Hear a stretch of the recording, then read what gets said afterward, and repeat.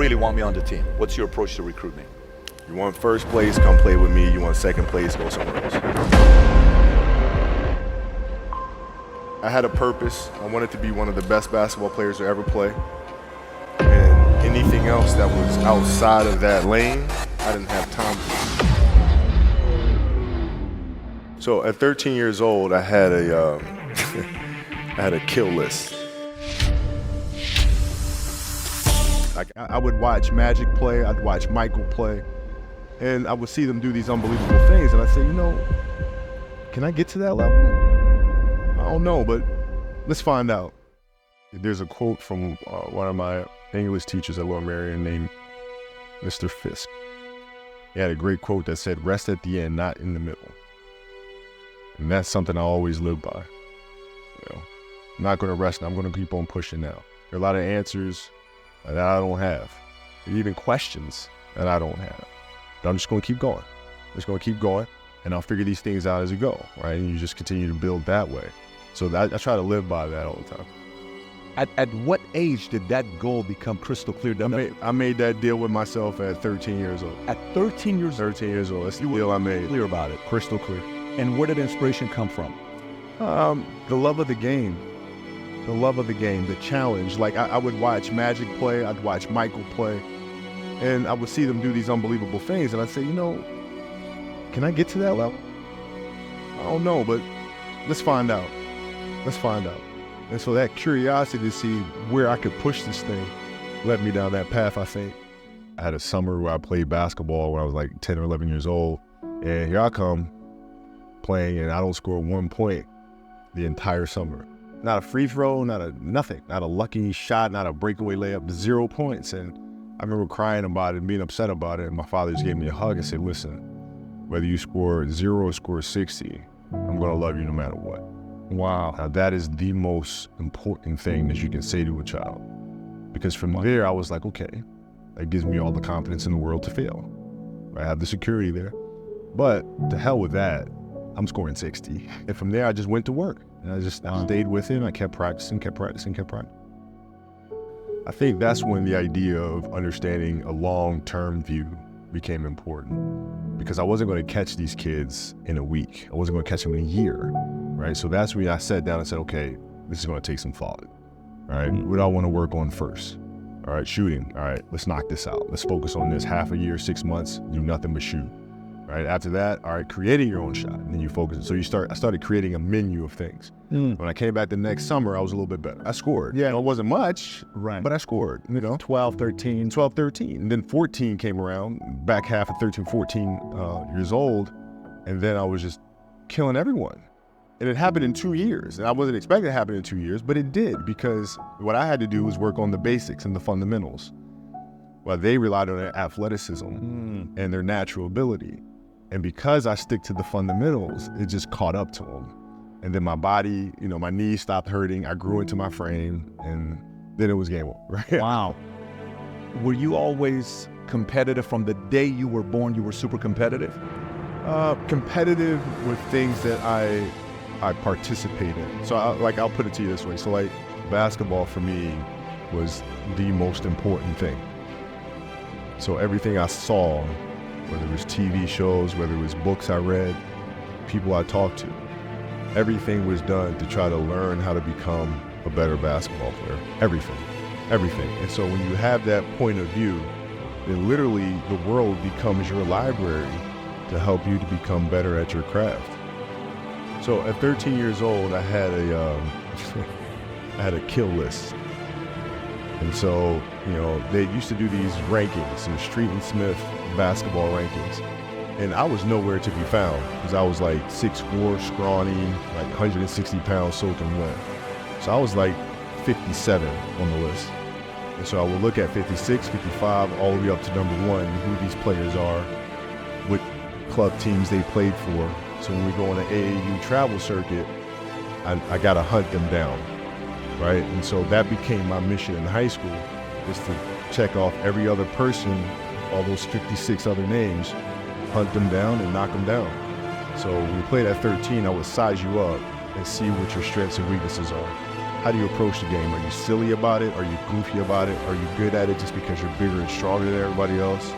Right? Or is there actually thought and skill that you put into it? Right? And when I'd play to my weaknesses. So I was working on the things during those games that I was weak at. Left hand, pull-up jump shot, post game. Right? So I have a strategy. What was really your work ethic like, and for how long did you stay disciplined? Well, I mean, every day. I mean, since, 20 years. I mean, it's an everyday process and trying to figure out strengths and weaknesses. For example, jumping ability. Man, my vertical was a 40, wasn't a 46 or a 45. My hands are big, but they're not massive. Right? So you got to figure out ways to strengthen them so your hands are strong enough to be able to palm a ball and do the things that you need to do. Quickness, I was quick, but not insanely quick. I was fast, but not ridiculously fast. Right? So I had to rely on skill a lot more. I had to rely on angles a lot more. I had to study the game a lot more. And, but I enjoyed it though. So like from the time I can remember when I started watching the game, I studied the game and it just never changed. Well, what does losing feel like to you? It's exciting. Why is it exciting?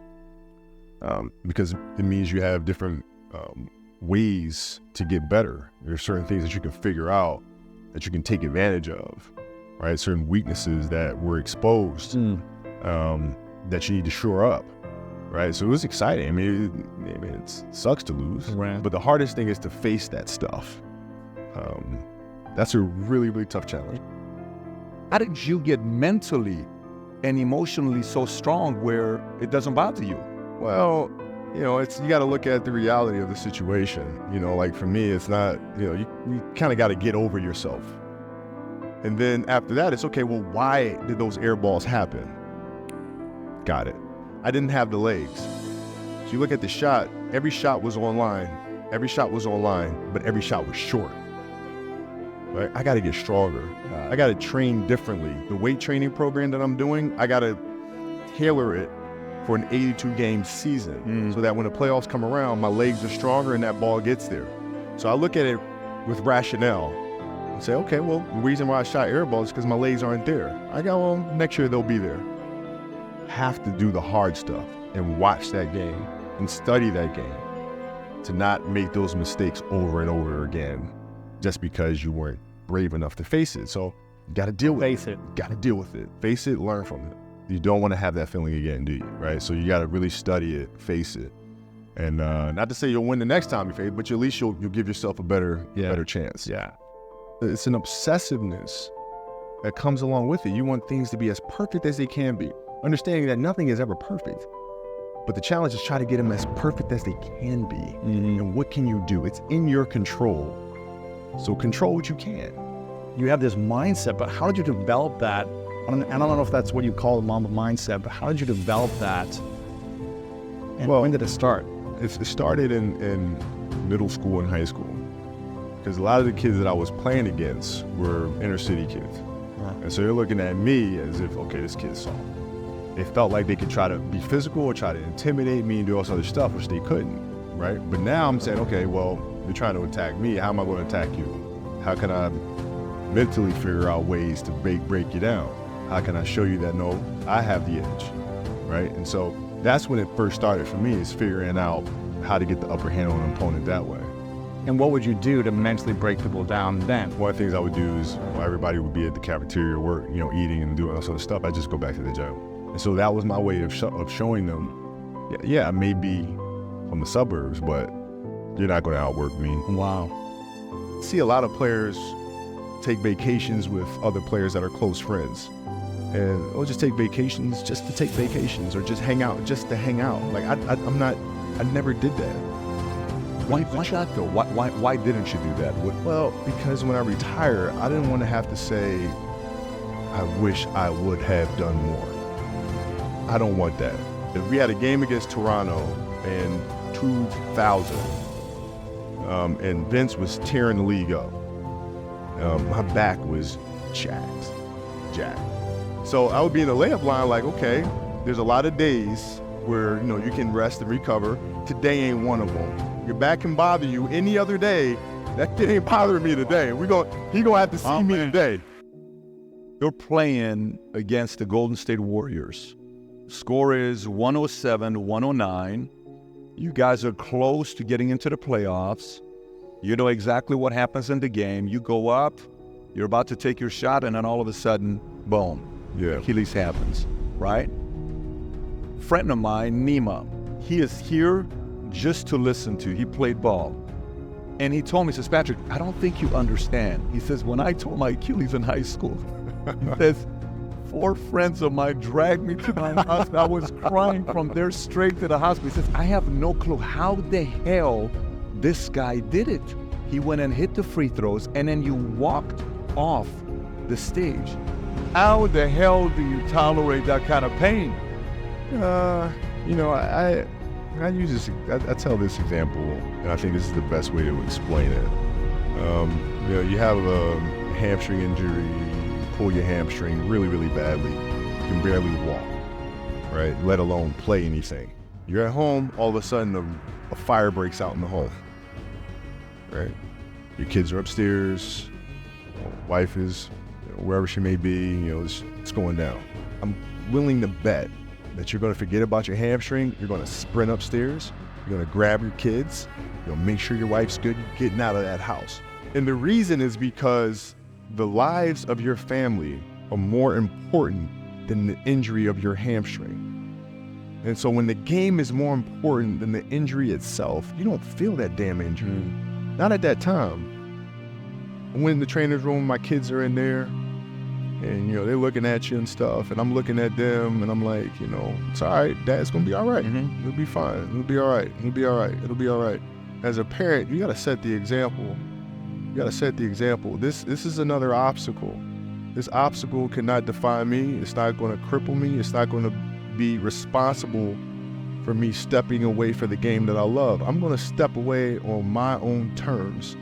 And that's when the decision was made that, you know what, I'm doing it. Yeah, you gotta lead by example. As parents, you gotta lead by example. If you want your kids to do whatever it is they want to accomplish in life, you have to show them. You gotta show them. The definition of greatness is to inspire the people next to you.